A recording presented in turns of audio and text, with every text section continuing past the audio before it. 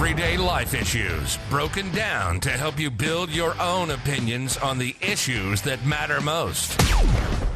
Coming to you from Austin, Texas, this is The Deciding Factor with your host, Alton Hill and John Herzog. Hey everybody, and welcome to The Deciding Factor. Today, we're going to be talking about decision making. What's up, John? Not much. Trying to make it through the week. Yeah, John's living the dream. What dream is that? So we had this podcast here, and every week we've been talking about subjects, and we've been kind of offering some of our opinions on why we're deciding this or that, but we haven't really covered the topic of making a decision. Wait, decisions? We have to make decisions on the show? You know, it's a big deal. And so, you know, when I brought it up to John, I think he was kind of like, what is this? But from my perspective, we make so many decisions every day. And I think at some point we have to start thinking about why are we doing these things? And then there's been a couple times in my life where it's been really challenging to know what I should do, right? And so you try to weigh the pros and the cons and this and that. And then sometimes with a big decision that has a lot of weight and a lot of consequences, how do we approach that? And so I think it's a super important topic. So let's... But you're wanting to talk about decision-making in the business aspect or in general? I think that they apply to both. But, you know, I think for me, it's really the substantial decisions. And I think for most of us, you know, choosing a career path, choosing, you know, what is your target market in the business? Who do you want to marry? How do you teach your children things, right? How are you going to parent? There's so many decisions that we make each and every day. Am I going to eat the ice cream or am I going to eat the kale? I mean, how are you coming to that decision? What's a good way to approach that, to reach that? And really, I think that there's this thing called decision fatigue, yeah, which I see a lot of, and I have different children of different ages. And so for me, are you talking personal or your kids are getting fatigued from it? They're fatigued from my decisions, that's for sure. But no, so I have twin daughters, and one of them can just make a decision easily. But the other one, when I'm trying to get her to decide, it's a lot more of a strain. So if you're imagining two people trying to lift the same weight, one person can lift it easier than the other. So have you ever watched the show You versus Wild? Wait, I'm surprised you're starting this with, did I watch a show? Because you're the one that never watches anything. TV, it's a thing, John. Look it up. But to answer your question, no, I haven't watched that. Okay, so You versus Wild, we watch it on Netflix. So I always struggle to find a show that I can watch with my kids that isn't My Little Pony or some princess, vampire, unicorn, mermaid thing. And so on the kids' profile, You versus Wild came up. Now this is a Bear Grylls show. Oh, it is Bear Grylls. It's Bear Grylls, and he's out in his wherever, right? Like we watched one, he was in the Swiss Alps. We watched one, he looked like some jungle. Is he still drinking his own urine and everything? Eating grub worms, and in the Swiss Alps, he was cold because he was in the waters. He literally ran down a sheep, hogtied the sheep, and then like spooned with the sheep to get warm. What? Anyway, but no, that.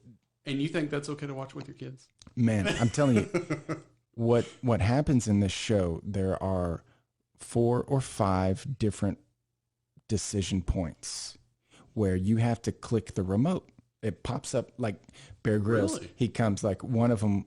He's like, oh man, I'm hungry out here on this island. I need fuel to get to my, get back to whatever society. And oh look, here's some eggs. I should eat the eggs. Oh, but wait, if I just go a little farther over here, here's some plant that tastes like cardboard, but has some fuel. But I'm gonna have to gather a lot of this stuff. You decide, should I eat the eggs or should I eat these little flower buds? And then you have like 5 seconds to click on the remote to make this decision. Does he eat the eggs? Does he eat the flower buds? And then the one was like a grub worm and then another. Anyway, so in this thing, I'm like, yo, protein, get the protein, Bear. I mean, you're going to spend all this time looking for these little flowers. Get the eggs. I eat eggs every day. So he's like, all right, you want me to eat the eggs? He just chews up the eggs. Chews them Shell up. and everything? Shell and everything. Oh. And then he goes on, trying to find, civilization. And all of a sudden he just starts barfing everywhere. And then he tells you like, hey, eggs, if they're just sitting out there, you don't know how long they've been sitting out there. They could have salmonella. They could be rotten. And you told me to eat them. And now like I'm barfing and you lose the game. And so you had to start the episode back. What? And then go back and make the other decision. Huh. It's a really cool show. I'd encourage people to Netflix. watch it. Yeah, Netflix. And it's interactive, which Was that call the me one, old, but I didn't know that you could do that. Is that the one that they had Bobby Bones show up on? Who's that? You don't. He's only your idol, So, yeah, I don't know, but that's a pretty cool thing. And I think to the point in this show, what I'm realizing as a father is that these are difficult decisions. And even for the children, like I watch them try to struggle with the weight of what should we do? Should we stay here? Should we build a shelter? Or should we follow this river? Should we rappel down this? Or should we try to sled down it? Which is it, right? And you don't know what the outcome's going to be. And maybe both are okay. Maybe one's bad, right? One's you're going to, but you don't know, but you got to eat. And so these are high pressure situations that, back to my point with my children, I'm watching. With some, it's much easier for them to make that decision, whereas others, it's like they struggle to make, because you only have like 5 seconds, and then it just selects whatever was highlighted. So there's a lot of a lot of things involved. I feel like my oldest daughters would not really do well on it because they wouldn't care as much. Just select this. We don't care. We're not making a decision. Yeah. Well, it doesn't affect us. Yeah. And I know some of the decisions are being made because they want to see him eat the grub worm. They don't really care if that's like relevant or not. They're just like, let's make him eat the grub worm. Let's make him throw up. So yeah. So I think that just like any other skill, that we can develop this skill. And I think if you have any leadership desire, you need to focus on doing better about this. And if you're going to be a parent and you are a parent, you're like, oh, nobody works under me, or I don't run this or that. If you're a parent, you're a leader, So I think it's a super important skill set that we should try to develop and get better with as time goes on. So one of the things I think about when people start talking about decision making, and especially when it comes to business, you'll get cover letters and they'll say, I'm a great decision maker. This is why I should be manager. Is that really it? Like, yes, I'd love for you to make good decisions, but is that really it? What do you mean, is that really it? Because, I mean, I know in the past I've had some managers that have made some pretty horrible choices, and even owners, and they still find a way to survive somehow, some way. Sure. Even though it's like everybody's screaming, don't do that. We don't want him. Yeah. So. Yeah, it's interesting, right? And then what are you taking into account? And I think sometimes leaders don't really consider the people underneath them, right? Like bad leaders, there's such thing. You can be a leader and be a bad one, right? We've probably all been around that. And I think what happens sometimes is we let our pride or these other things get in the way of our decisions. But then I've also seen the people who are working for a boss that complain about the boss, like they have no idea what it's like to be the boss, right, and to know what that weight is that they're carrying and what all is involved with things. They just sit there and be critical. Well, sometimes I think they even forget, hey, I don't have to make the full-on decision by myself. I have other people working with me. Look at the president, right? How is he supposed to know everything about economics, how to pass a law in Congress? I mean, everything, right? He's getting constantly briefed by people. And that reminds me, I think in Think and Grow Rich, great book, if you haven't read it, I may be messing this up, but I believe in Think and Grow Rich, they put Henry Ford on the stand because they're not happy about something. I don't remember it. Man, I need to go and read the book again. I've read it at least 8 or 10 times. And they're basically asking him all of these questions and explaining to him that basically he's ignorant. And his response is, I don't need to know all of these little answers because I have buttons on my desk. And if I need to know what the answer is to this, then I push this button and that expert walks into my office. Wow. And he tells me what the answer is.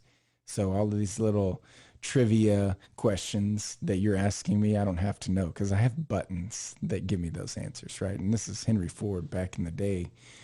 Before Google, that's how they did it. Before Google, right? Now you use Wikipedia and all that, and that's how we get our answers. Mm-hmm. Yeah. I mean, and really, before we got on the podcast, John, you and I were talking about business and how to make decisions in this time frame, right? So I think a lot of people, what is it now, 30 million people jobless, probably growing more as time goes on. I know it's at least 30 million. Yeah, it's pretty high. Last week they said 30 million. 13% is the numbers that's popping into my head. 13% of unemployment. Yeah, well, 30 million is a lot of families affected, right? And so what are those 30 million people thinking right now? Should they try to start their own business, because they just got laid off? I mean, I've been there, right? I've worked for the corporate America and then it closed down and not had my job. They just walked in, they controlled everything and went boop, right? So, hey, do I try to start my own thing? Do I refresh my resume?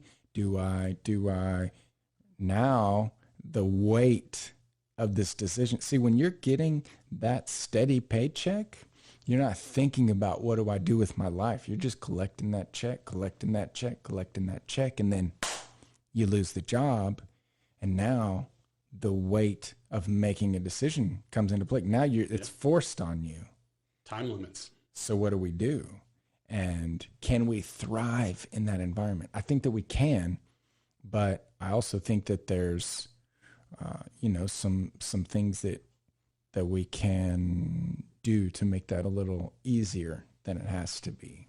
So, yeah, it's definitely, situations are different, and then some requirements. So in your scenario of losing jobs and now your decision has to be made, well, you still have about 3 months. The problem is, just to get one interview done takes about 2 weeks because everybody kind of drags their feet. But then you're going to have 2 or 3 interviews before that process is complete. And I mean, you got to keep it rolling. But there's other decisions that you've got to make right now. Like you've got some decisions going on in church, right? Mm-hmm. Mm-hmm. And y'all have got to really come to a conclusion here. What's going to happen? When are we going back? Who are we going to allow back? Mm-hmm. What are our barriers. Yeah, churches and then businesses too, right? Yeah. This week, a lot of businesses are reopening, and how do they reopen? How do they get that ball rolling again? And, I definitely saw some things slow down on the marketing side, but it seems like things are picking back up on my end. And that makes me think that there are a lot of people out there who are kind of shifting. And I don't know if these are, they were 9-to-5ers and now they're shifting gears to business. But I think that right now, like you said, the the decisions are being forced, and that can be tough, right? It can be tough on the family. I know one time, the first time I got laid off, or, the doors, I guess I didn't get laid off. Technically, they closed the business. I was no longer getting a check, and I had 1 day's notice. And it just so happened to be the day before my twin daughters were born, like literally the day before. It was so crazy. I was like, is this really happening? And the blessing in that for me was that I had no time to really sulk and whine, because I was going to be a dad the next day. I was not a dad today. Like, I feel like I would have suffered a stroke during that period. You know what? I was just, I just wasn't even, I was like, I can't even be concerned with this right now. And, long story short, I'll take a chance to plug God right here, because I had 6 months with my children, with my twin daughters. My wife's at home. She was stay-at-home mom. So her and I were both at home for 6 months with my children. So what I thought was a terrible thing, right? Like you just said, I would have had a stroke, was, in my opinion, God's way of saying, you know what? Boom, I'm going to give you this gift that no one usually gets. And that's like the first 6 months with your children, right? I mean, and then, no kidding, I wrote the last check for my mortgage. Well, the check that I wrote for my mortgage was the last bit of savings I had in that 6 months. Wow. And then I got a job the next week. So for me, it was all God's providence. And so I think that can be someone right now, one of those 30 million, right? Like, where is the gift in that? So when you're panicking about that, and rightly so, like, I get it. I was there, but on the backside of that, I'm looking back going, man, what a blessing. Now I had to blow through my whole savings and sweat, right? But man, I wouldn't have had it any other way. And so how can we approach these challenging things? And in that time that I wasn't getting that steady paycheck, I was doing my side hobby stuff that I always did, which was videography and video production, So I forget how many jobs I had, but I ended up getting a few thousand for my little freelance stuff. Oh, wow. So it's like, well, that's cool, right? I mean, it gave me another, like at that point, I think that was probably at least 2 or 3 more months on my mortgage, right? So, or food or whatever, it was something. Yeah. So yeah, I think those are things to consider, when you're up against these heavy-weighted decisions, is not just thinking about the moment, but thinking about the future too. And now, 11 years later, I'm doing what I was freelancing full time now. So then go back to that moment, making your decision on whatever it was in the moment, whether it's a job or whatever it may be. Number one, how did you stay focused and on track and not freak out? But then on top of that, break it down. What's your formula to making decisions? In that moment, this is what I've realized, that when you're making a decision, I think that there's a recipe, okay? And you're coming from a place, you're coming from an emotion, generally, right? I think that we could call it an emotion. Like if somebody cuts you off on the interstate, how are you responding? If you're responding bad, which I'm raising my hand, super guilty, okay? Well, it's anger, right? It's anger that you cut me off. How dare you? I was sitting in this line for this long, and then you just got in front of me, and you didn't wait as long as I did. I'm mad because you're waiting less than me, and you don't deserve that, but I deserve it because I waited, right? It's out of anger, and I get it, you know?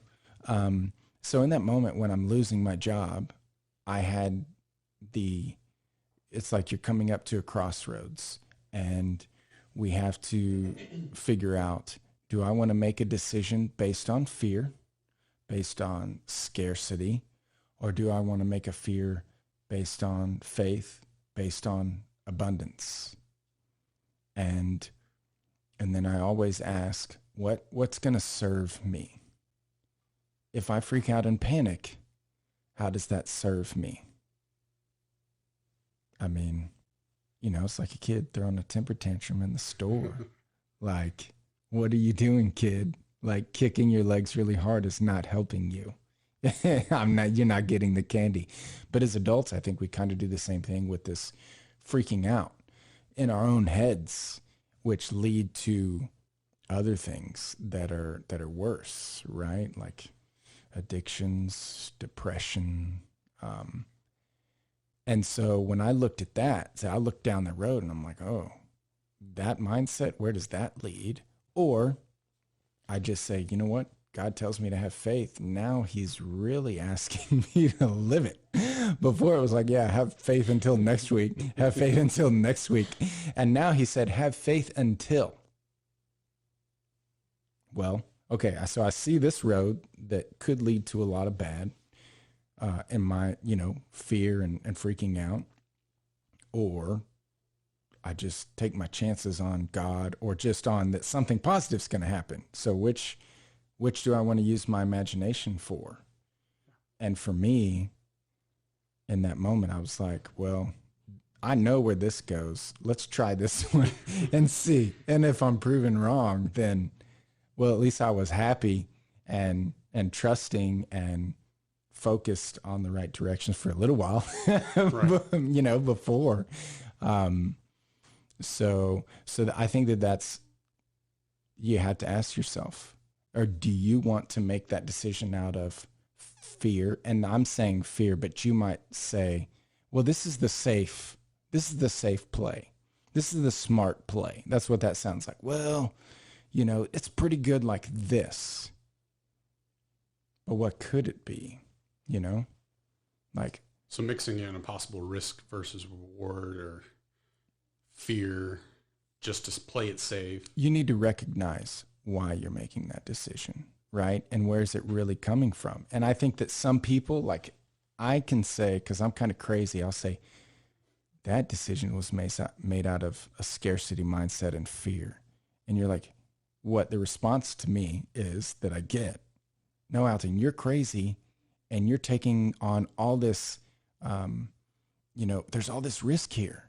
You're not playing it safe at all. You're just wild. This is the safe way to do things. And maybe that's true, but I don't think any really successful entrepreneur hasn't taken on some amount of risk. So when I see the super successful, I see a little more risk and a little more faith that they believed in something that wasn't there yet. I think I heard another Henry Ford quote recently that he said, if I had asked them what they wanted, they would have said a faster horse. Right? Yeah. Like, blows my mind. I'm like, totally, the car's better than a horse, right? But that's faith, right? Like, that's a faith decision of, we're going to do these things, and we're going to have what do they call it? The moving carriage or something? I don't know. Fact check on that. But yeah, so where do you want to be on that? Well, so what about your breakdown though? How do you, for the people that are listening, how do you break down your decision making now? What's your formula? Like in that moment, or just generally? No, how, in general, how do I do it? Because I think we might be slightly different. You came up with some kind of formula that you were telling me about that your friend told you about, and Yeah, let's I've talk never about done that. that. Yeah. So, so there was actually that job that I just mentioned that I got fired from.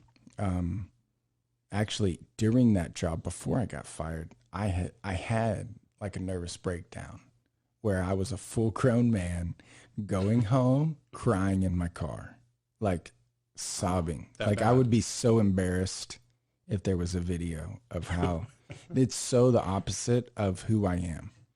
And I was working 80-hour weeks for a couple months. I was sleeping in my car trying to make this business not fail. Wow. I was doing everything I could and more. And then in this one pivotal moment where I was trying to close the deal on the customer, like no one else showed up to the meeting. Like they literally all just bailed. Ugh. And then the customer's looking around and he like totally pulls the plug and is screaming at me. And there's no one even around. Like like everyone's gone. And Where did everybody go? Why weren't they there? I don't know. They just like bailed. And, Huh. I mean, we were working late, right? And we come out of this area that we were in, everybody's just gone. And he's like, what is this? And he just freaked out. And I don't know. It was just totally crazy. So I'm saying that because I wanted that job so bad.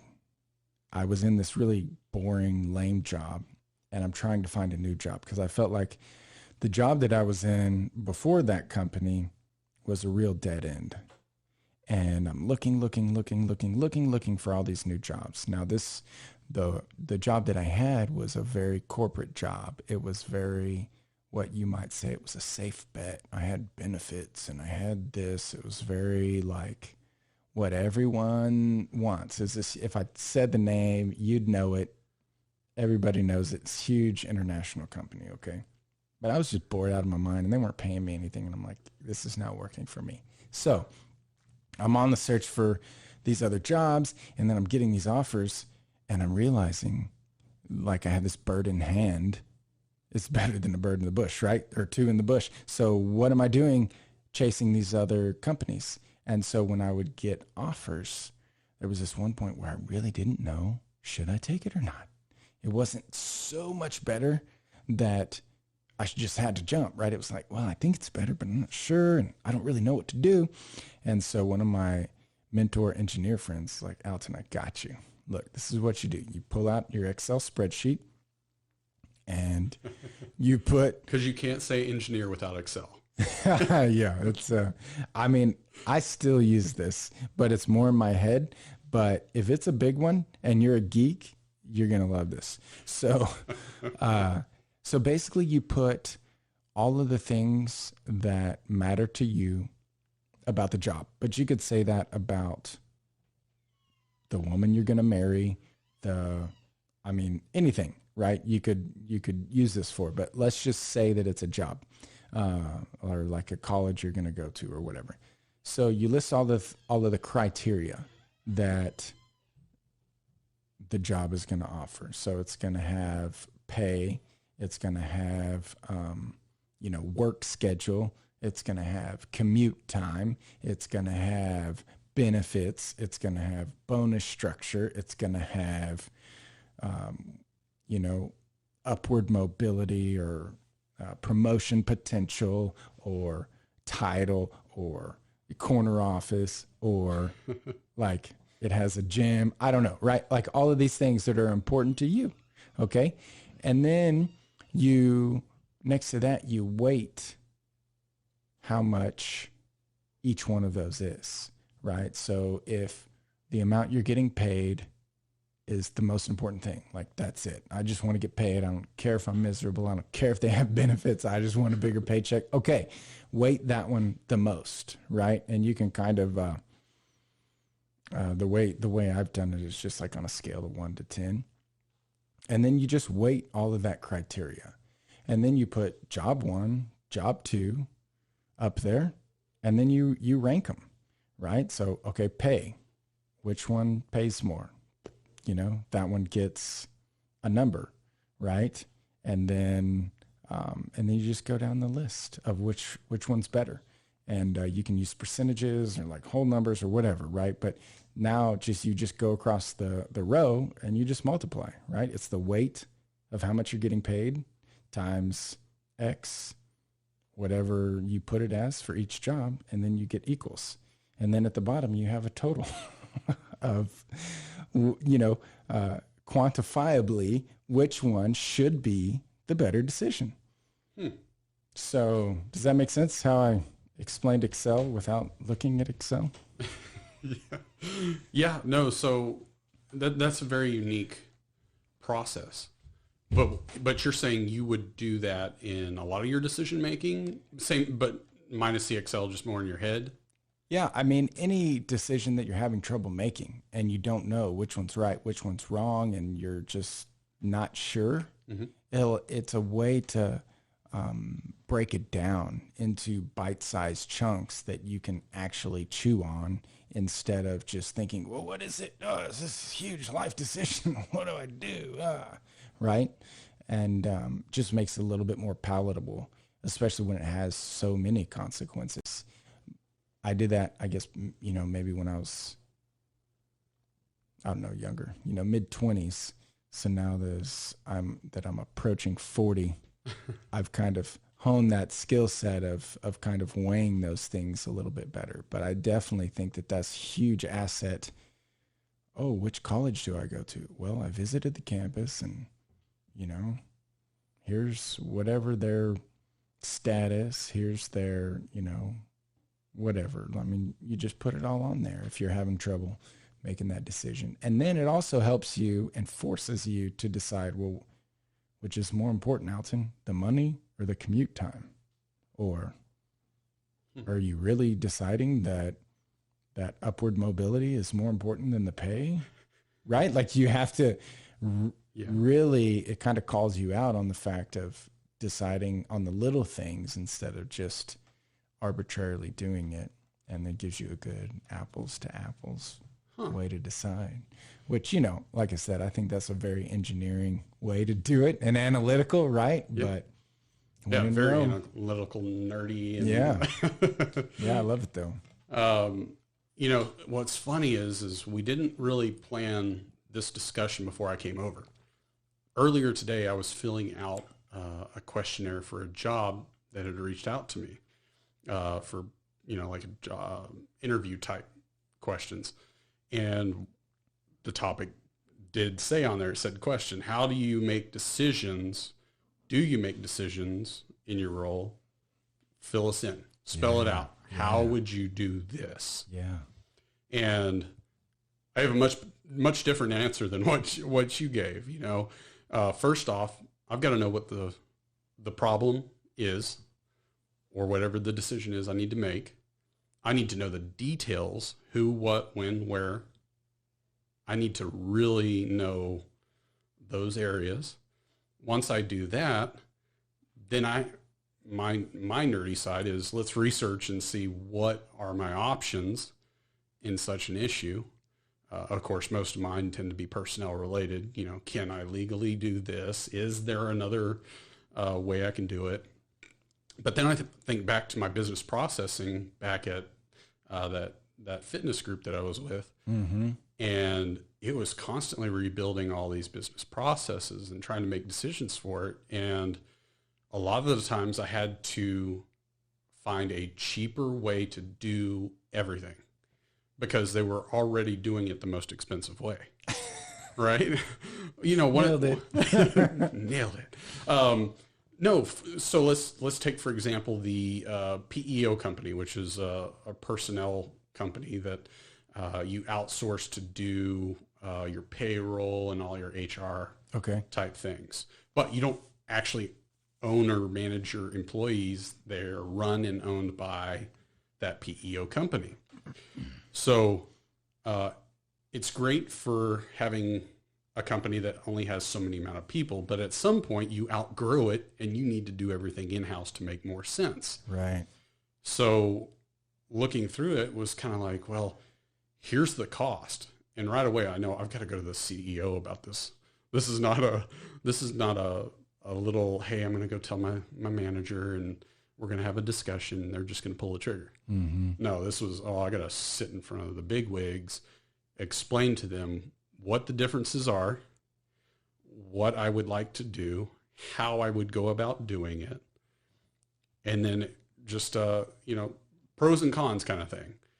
And then when they made that decision that they wanted to try it, it's like, okay, I'm starting to make my decision, but I haven't fully done anything because now I got to follow it through.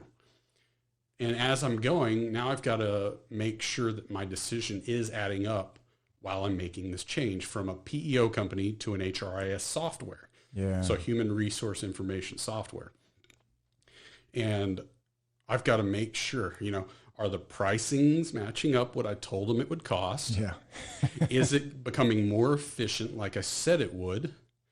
And just, is the transition working out? Does the software even do what it said it would do? Right. Yeah, and the implementation. Yeah, so I like what you said because there's that decision point, right? But then there's this constant reevaluation, right? Which in engineering, we call that a closed loop system, right? A system that is monitoring what's actually happening and taking that into account, for the next step, right? So just like a light switch, you just turn it on and off. The box doesn't check to see if the bulb came on, right? Yeah. It's open loop. It just says, yeah, I turned on, I sent power up there. If it works, it works. If it doesn't, it doesn't. But yeah, I really love that about constantly reevaluating to see if the decision was right. Do you need to pull that ejector, or are we still on the right course? Now, going back though is one thing you have to realize when making your decisions, there's always multiple decisions you can make. So how do you know the right decision that you're making is the right one? You're right. I could have stayed with the PEO. We could have shopped around for a new PEO that had better pricing. Maybe the HRIS system was the right way. Maybe we needed to tweak something else. I mean, there's always other options you've got to pick out. And it's like, you can't just say, hey, this is my idea. This is what we're going with. Yeah. I mean, it sounded like, though, what you're talking about even is like a sales proposal almost, right? It's not just yes or no. It's not a good or bad. It's here we are. Where do we want to go? And are we okay with this? Does this sound good, right? And then getting other people's buy-in to your decision is almost like a whole nother podcast, right? But sometimes like, hey, you want to decide if this is the girl you want to marry. Well, that's great. But then she's got to agree to it too. You talked yourself into it. Now you got to talk her into it. Yeah, exactly. Right. Well, here's all the and reasons. Then the father, you got to talk to the father. Yeah. So let me say something else though, because we're kind of putting this in a business setting, right? Well, one time when I was a manager, I had a small team, and I guess maybe like, I don't know, varied. I mean, we started with one, and then I think I grew to maybe 10 or 12 or 15 or something, right? So I realized that I wanted to be a manager, and that was like a great, I was a big shot now. I was a manager. I was a boss. And then I realized I was a babysitter. That's what I realized. No offense, you increased guys. all your problems. Well, here's the thing. Like, it was a high stress environment at this company. And this is where I kind of learned about culture. And while I loved, I really sought out people with different skill sets. And I love that. I love the opposing. I got this guy who's OCD over here and this person who's kind of sloppy, but she's really clever and efficient, and he can only do by the book. If you got to adjust a rule, forget it. It's not happening. So that's great for developing the right process, because you got this person on this side of the spectrum making decisions about being efficient because maybe they're a little lazy and they look at the world differently. And you got this guy who's the by the book guy and the rules win and we got to do it this way. And if you just bypass things, we could fail. Like, we could let products out into the field and we didn't do QA. You can't just bypass QA. What's wrong with you? Yeah. So anyway, there happened to be an argument, and one of my direct reports went right over my head to the director and complained about a problem with another employee in my group, right? So I had two employees in my group that were upset at each other, and I don't even remember what the specific thing was. So my employee jumps over my head, goes to the director. I'm sitting there in my cube doing my whatever manager duties. And one of my employees comes running up to me like red-faced. And the director comes up and is like, "We got to talk." Oh. And I'm like, can I just excuse myself for this situation? Because whatever's fixing to happen is not good. So something happened. Oh, yeah. I remember now. So that first direct report that's sitting in front of me now was promoted by the director to be like overseer in my group. Yes. Like I said, it was a high stress environment. Poor culture led to a lot of bad decisions. Wow. So anyway, but I got to go in with it, right? Because he's my direct report. I'm like, yeah, good job, man. You can oversee everybody. And so basically he was not being listened to, and there was a big problem. So the director sitting there, my direct report, who is, promoted, is like, now he didn't get a raise. He just got this title that said, I'm like, a little bit higher than you. But your director promoted someone to oversee the project that you were managing. Well, no, so I was a manager and he was just kind of like, I don't even know. He just kind of had the final say, but not. It's weird. Anyway, doesn't matter. The point is they're sitting at my desk. They're both upset. He's mad because she's being insubordinate and I'm supposed to do something because the director's like, this isn't my problem, Alton. This is your problem. And the lead, isn't, is complaining because this person's being insubordinate. And now that's my problem because they report to me. So now what do I do? Right? What is the decision right now? What does Alton do in those moments where there's so much heat and so much is in the balance? Like I could sit there and I could be like, oh, it's the director. He could fire me if I don't listen to him. And this guy's really mad. And, what did they do? Well, he's saying this and he's saying that, but I haven't even heard from them yet. And, right? High pressure, not high pressure, like, I'm a Navy SEAL and I'm getting shot at high pressure. But look, if you're a manager and you were in this place, you'd be like, hey, this is not the best place. Can I just go to drink some coffee, right? But when we find ourselves in those places, I think it falls back, and this is going to be the exact opposite of what I already said on how to make a decision, so you'll love it. But basically, you got to fall back on your values, is what I'm trying to say.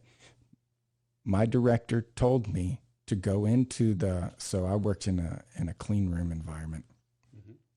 So it's like in a separate room. You need to go in there and you need to yell at them and straighten them out. That's what my director said. Right. And he's like, hot. And me, as a leader, I'm sitting here going, there's no reason to yell at anyone ever. Well, now, I yell a lot because I'm kind of crazy. Well, now you're all of a sudden making a decision on your culture that you're building as a manager and making sure you don't lose your management style that you think is best for yourself. Like, there's no way I'm going in there. And my director had already yelled at me, and I'd been like, dude, you need to chill out. because I went to school and tried to get a degree so that I could like elevate myself a little higher than just getting yelled at, because you're not mature enough to handle a situation without yelling. And anyway, so he's telling me to yell at these people who are my people. And I'm like, I'm not yelling at anybody. I'm going to yell at you for telling me to yell at them. No. But what I realized was like, is that me? Is that who I want to be? And for me, I value who I am and who I want to be. I'm not good at it all the time, but in my head, I have an idea of who Alton is and who I want him to be. And in that moment, I was able to just go, no, this is totally worth losing my job over, because there's no way in 10 years I'm going to be talking to John on a podcast. And so I went in there and I yelled at these people. It's nuts. Now, I went in there and we had a conversation, but it was like, you got the point across, but you just didn't go hot. I'm like, how do we solve this? In my values, which is empowering you to make decisions, empowering everyone to have the best life ever. And we killed it in that group. We were a great group. I got in trouble because we were so good one time. The other managers are like mad at me because we're just like killing it. I'm like, whatever, man. Sorry. So I was extremely proud of my group, you know, but this was one of these times where we were really in growing pains, you know, and there was a lot of things going on, and this may paint my lead and my director in some bad light, but there were a lot of things happening. Yeah. You know, the director was getting some crazy pressure from I mean, it was just a wild place. Anybody you asked that worked there would admit. So we're all under a lot of pressure, and I think that that's when things kind of come out that maybe we're not that proud of. But if we remember, whoa, what do I want to do here? Well, what are my values? Is this right and align with my gut? And this is where I learned to trust my gut. Growing up, people were like, you know, you can't just trust your emotions and your gut, you know, use logic. I'm all in on that, except you can trust your gut. Yeah. You can, if you train it and you tell it what are your values. Then when those values are violated in some way, you might not be able to point it out, but you're like, I don't know why I shouldn't go yell at them. But I know it's not sitting right. I can't do that. I don't know what I'm supposed to do here, but that ain't it. So, you know, my final step to my decision process is really right at the end. You've got to evaluate, was this my best decision? Is it working out? Are there tweaks that have to be made? Or did I just completely screw it up and we've got to start back over and go from the beginning again? So, you know, like I mentioned in that little questionnaire today, is I'm not afraid to admit I screwed up, made the wrong decision. But the biggest thing to me is I'll make that change. Yeah. I'll go back and fix it or make a better decision again. Yeah. So I think that's huge, though, right? On the ownership side of it. And that's one of the things that I'm learning in Jocko Willink, Leif Babin, their book called Extreme Ownership, right? So if you don't know those guys, they're Navy SEALs, like elite, you know, real deal dudes. And they wrote a book about leadership. And, you know, as the book is titled Extreme Ownership, they come to the table of how to lead with extreme ownership, saying, whatever happens is it's on me. Yeah. If it doesn't, just like you're saying, right? Like maybe you on the data that you had, you know, you made all the right decisions, but at the end of the day, something, you know, blew it. A leader takes ownership of that, whatever, right? And in their case, they're SEALs, they're getting shot at, people are dying, and they have to stand up and say, it was me, you know? Well, so, you know, it followed up with another question, though. The question was then, do you feel like you're a risk taker? And I don't feel like I'm a risk taker per se. I think I have a lot of logic behind most of the decisions I make, especially when it comes to common sense stuff. So, Common sense, what's that? so, we tried, our church has started doing streaming live, and we started doing it, in my opinion, I thought we started out pretty rough. And Alton's actually the one that's been kind of heading that up. So I'm throwing him under the bus, unfortunately. But, I started making these recommendations. Of course, he's getting screamed at probably by the elders and everybody else and their mother at church. But then it was a few weeks later, he found some software that was free and actually seemed like it was pretty decent. We both ended up researching it. And so now it was like everything's starting to come together. He's starting to get more involved. But then I overwhelmed him with all these, hey, we need to do this, this, and this all at the same time. Don't wait. Let's not stair step this. We can do all of this right now with the software. We can switch it over instead of Facebook. We're going to go to YouTube Live, YouTube and YouTube Live, and just make it all happen instantaneously. And Alton, I remember you saying, my engineer side says we're making too many changes in the variables way too fast. Yep. We need to do one step at a time. And then I'm over here just like, no, I've made the decision. We got enough is enough. So it wasn't, you're thinking risk. Oh, it's too risky. To me, it was all common sense. I've messed with Facebook. I've messed with YouTube. Our Facebook live stream was doing this, this, and this, and it was bad. Mm-hmm. And then I told you the solution is you switch to YouTube and we can fast forward, make it on TV, put it on an app, all this other stuff. Mm-hmm.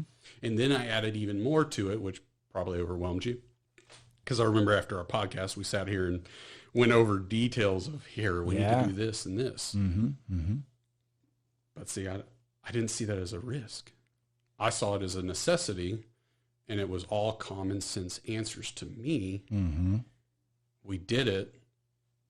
And I mean, it was a huge success that first weekend that we did. I thought, everybody commented on it. You said you didn't get any complaints finally. No, it was great. It really was. And it was a great move, right?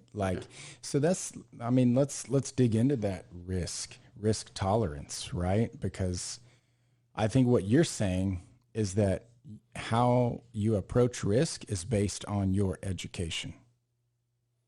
Right? Yeah, education, not research, or just common knowledge. sense. Well, but it's not common. You can't talk about like live stream keys as common sense, right? Because not everybody knows that until you're familiar. True. Right? So once you're familiar, right? Like it was kind of crazy for me to start my own business when I'd never done it. Yeah. But I'm like, how do these other people do it? What do they do? What do they say? What's their language like? And you get around these guys and now you're like, oh, and now I'm like, whatever. Yeah. Start another business, start a second business, start a third. Right. And because I'm familiar. So one of the things that, so I'm in the stock options training course. Okay. Mm-hmm. Right now or back then? This was in 2020. Okay. So recent. This year.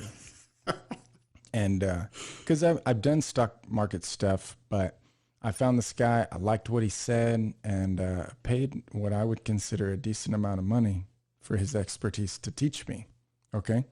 Because I'm like, if I can spend this much money and make an exponential amount of money, this is a good investment. This is an investment in me, right? Yeah. And how much money can this save me? Okay, well, now I know that he saved me tons of money and he's made me tons of money too. So yeah. Oh. And in the class, we talk about your risk tolerance, right? How do you handle let me just use $10,000 because it's an easy thing. What happens if you have $10,000 in the market and you just lose down to 5,000? How do you feel about that? Now, what if you had 10,000 and you went to 15? How do you feel about that? Now let's go the other way. What if you had 10,000 in the market and you only lost 1,000? Now you're down to 9. Or what if everything paid off for you and you went from 10 to 11? Where are you at on that? And I'm like, I can tell you right now, my wife would kill me. You did what? You spent over $100. So I said, I'm pretty, oh man, I don't even remember what I said. Well, anyway, I was like, I'm pretty conservative. And he just looked at me and he's like, you are not conservative at all. Like, you're probably the riskiest person in here. And then I was like, what? Huh. And so it's so variable, right? And you have to weight these things. Anyway, he had this thing, but I'm looking at it and I'm like, I'm swinging for the fences. I'm going. That's where I'm at. So again, back to values. This is where I'm at. I'm doing this to make it happen. I'm not doing this to make a nickel on, So if it looks good and everything lines up, I'm full in. I'm on it. And I want to reap the rewards of my good decision. Yeah. I don't want to reap a little reward. I want to reap a big reward. And if that costs me, hey man, if I lost half my money, well, I tried. That's where my head's at. Okay. Not everyone is there. So we have to figure it out. So let's go back to riskiness on different things. I think it goes back to value. How much do I value my money? Well, if I'm willing to just throw 50% out of the window, maybe I value it less than you do, right? Or maybe if you say, man, Alton, if I went from 10 grand to 11, I would throw a party and it would be great. Okay, right? So are you interchanging value and vision of a company to make it more business related? I think that it goes back to what's important to you. And so for me with the live broadcast, you start thinking of all of the variables that can come in that will get you eventually. I used to do really dumb things on a motorcycle. Still would, given the opportunity. I think we've covered that. Hoping to. How many times can I ride a wheelie and it'd be fine? I don't know the numbers, but let's say it's not 100%. Let's say if I rode a wheelie 99 or 100 times, one of those, I'm going to fall off. So am I going to fall off the first time I ride a wheelie? Statistically, if those were the numbers, right? If I had a 1% chance, I could fall off the first one. It's not like I'm going to fall off on the 100th. You don't know, right? Right. So you're when you say wheelie, a motorcycle, everybody's like, hey, if I'm going to fall off 1 in 100, I'm not doing any. Right. Right. And I'm like, I'm going to be the guy who's going to get 99 in a row. See, and I'm thinking different. I'm thinking you got to YouTube all of it. That way, when you finally fail, at least it goes viral and then you can make something off of that. So, but again, to me, I'm like, oh man, I'm living the dream. I wheelied 99 times. I'm having a blast. So that's where I'm at. But someone else is like, I value my life. And a $20,000 shoulder surgery doesn't sound like it's worth it to me, right? You hear those words, it's not worth it to me. That means you don't value it. So with the live stream, it's like, man, if one thing breaks, it's a big problem for me. It's a big, big, big problem. Not worth it. And I'm sitting here going, statistically, man, we might make it 49 out of 50, but we could also just right out there on the one, which to my point, the following week, we took another big leap forward potentially and had some issues. We all survived it. We're good.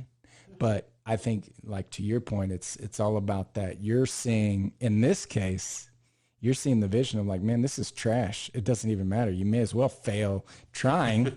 Yeah. Then stick with what you have. What potentially we can have is way better than what we have. So you're valuing what we have is low. It doesn't matter. Right. It may as well be nothing. Better to try to get this and not make it than the other, right? And I'm like, yeah, but maybe my name's all over it. And I might get my feelings hurt if it breaks. But but they did thank you. yeah. Right. So anyway, but it just goes back to how you're making the decisions and recognizing like, man, I just don't want to blow it for everybody. It's pride. Yep. You got me. Everybody's experience is riding on what I'm doing. Rather underwhelm people than blow it. Right. Right. But then in this scenario, it's like, no, man, you're already blowing it. Just go for it. Right. But I think back, to kind of try to wrap up the decision making, understanding your values and understanding what the goal is, and then having some amount of a systematic process. If all of that, your gut's not really sitting right, having some form of system like you explained, I think can be huge when the emotions are high and the consequences are high. It's like, look, and that's what we did, right? We just went through it step by step, got a little more comfortable with it and said, go, right? And then just believe it. So what's your deciding question for the day? What is my deciding question for the day? Like what are we going to answer for everybody? I think the question I would like to ask is, when it's all said and done, we make so many decisions every single day. What shirt we have to wear, what shoes, should I wear underwear today? Should I comb my hair? Should I shave? All these decisions. But at the end of the day, like, what is the most important thing about it? Like, what is that thing for you that really drives all of that? That's my question. All right, let's try it. Now it's time for our deciding factor. All right, so I'm gonna let you do it. John's gonna let me start this one off. All right, here's my deal. Okay, almost all of my decisions. Wait, in my head, what I consider. I can't say that. My track record does not prove that. Theoretically, when I'm approaching a decision, I am always thinking, am I going to regret this? What decision will I regret? And to me, that gives so much clarity to my decision process. Like, am I going to ask Heather to marry me? I will regret if I don't. I will not regret if I ask and she shoots me down. I'll be like, well, obviously she's smarter than I thought. In a business, right? Like, I started my own business. I'm like, Alton, you're an idiot. You have no idea what you're doing. I'm like, go for it. Okay. I would regret having not done this. I'm so happy that I tried. So happy. I have no regrets, no matter what happens. Even if I have to take a job as a salesman selling Ferraris, fine, I'll do it. Or motorcycles. I'd sell motorcycles. No, but you know what I'm saying? Like, for me, it gives so much clarity. Now, of course, I blow it sometimes, but man, when you start thinking about, should I start a business? Should I go to this college? Should I do this? Should I say that? I mean, for me, that is for me the deciding factor in decisions is, will I regret this? It's probably caused me to spend a little more money than I should have. So warning on that. But other than that, I feel like that mentality has served me well. When it comes to decisions, man, I feel, unfortunately, pretty confident in every decision I make. Not to sound like I have a big head. It's just, I put so much into researching, and, I would say my wife calls me a worrywart because I start to really maybe overanalyze certain things at times. Guilty. But at the same time, when I think about business related decisions, I try to pull other people into it. That way it makes a transition or change that much easier. Mm-hmm. Because if I convince them to be on board and it's already my idea, I'm already on board, then it should go pretty smooth. So the thing that I pay more attention to is really the end process. Reevaluation. Did I do it right? Is there a tweak I can do to make it better? That's the same way with our church thing. Is what other tweaks can we still do? I mean, I sent out that email and I was like, I spelled it out. We still got to do this. I'm not done. Yeah. But I think the follow-up at the end is really what is key to me. I need to know that when I leave that problem or decision, that it is right, but it's not only right, it's the best possible solution I can give. And I would say that's what's key in decision-making for me. And I really think back to what I said in the beginning when I was talking about leadership. I think there's a lot of people that do make bad decisions. And I don't think just because you make a good decision makes you a great leader. I think it's all the follow-up and then how you get your team involved with all these decisions. But most importantly, don't keep making the same stupid decision over and over and repeating your patterns. Right. Yeah, those habits. Maybe that's something we can talk about too, some habits. So, yeah, well, I appreciate everyone listening to us today. Hopefully this has been a little bit insightful for you and empowered you to have what you need on your next big decision or your next kind of pivotal moment, your crossroads. If you're having trouble, thinking about taking that leap to start your own business or whatever it is, just remember your values and go for it. Thanks for listening. See ya. This has been another episode of The Deciding Factor, giving you food for thought on real life issues. Be sure to click, like, and subscribe to this podcast, as well as all your big social media outlets, Facebook, YouTube, and Instagram. Don't forget to check out our website at thedecidingfactorpodcast.com and give us comments and feedback. Until next time, stay safe and remember to keep an open mind.